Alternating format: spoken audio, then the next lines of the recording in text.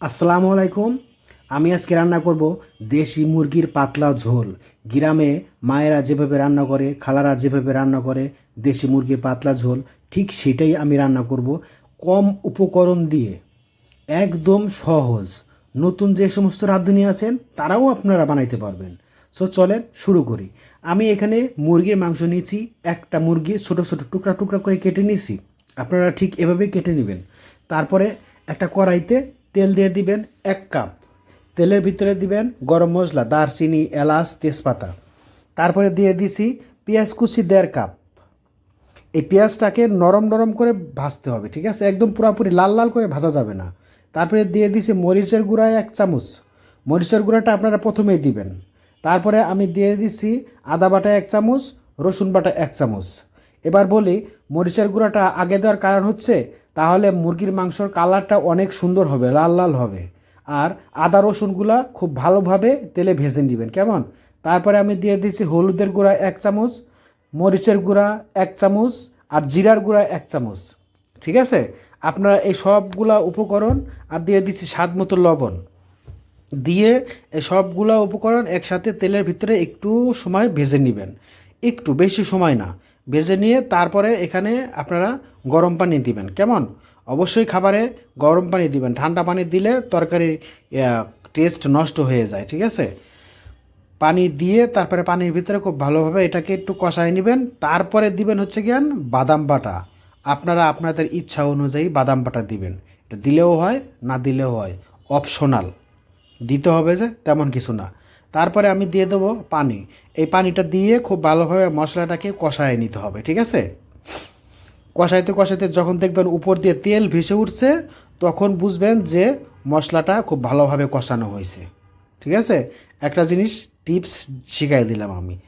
আমার এই যে তেল ভেসে উঠছে, এখন আমি দিয়ে দিচ্ছি টমেটো। টমেটোটা অবশ্যই দিবেন। টমেটো দিলে পরে মুরগির মাংস খাইতে দুর্দান্ত লাগে। তারপরে আমি দিয়ে দিচ্ছি মুরগির মাংস। আমি যে মুরগির মাংসগুলো কেটে রাখছিলাম টুকরা টুকরা করে, ওইগুলোকে দিয়ে দিচ্ছি।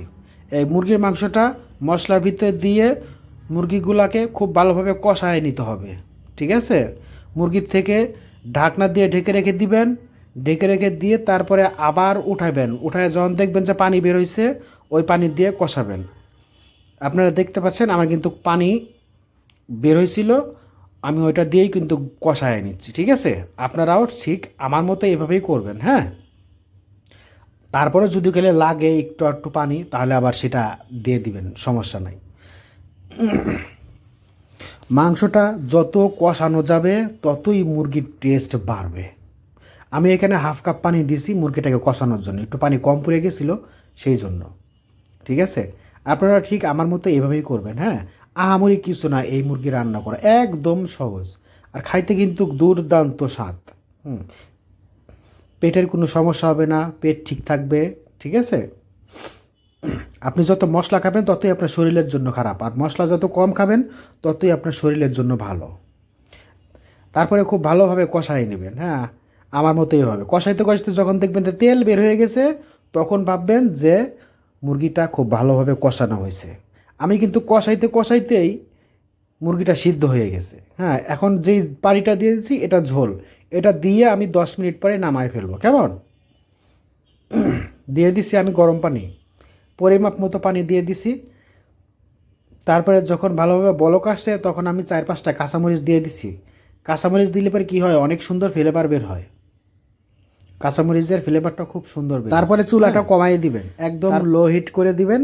হ্যাঁ, ডিম করে রেখে দিবেন, আস্তে আস্তে উপর দিয়ে তেল ভাসবে। সো এই ছিল আমার মুরগির মাংসের পাতলা ঝোল। সো সবাই ভালো থাকবেন, সুস্থ থাকবেন। আল্লাহ হাফেজ, ধন্যবাদ সবাইকে।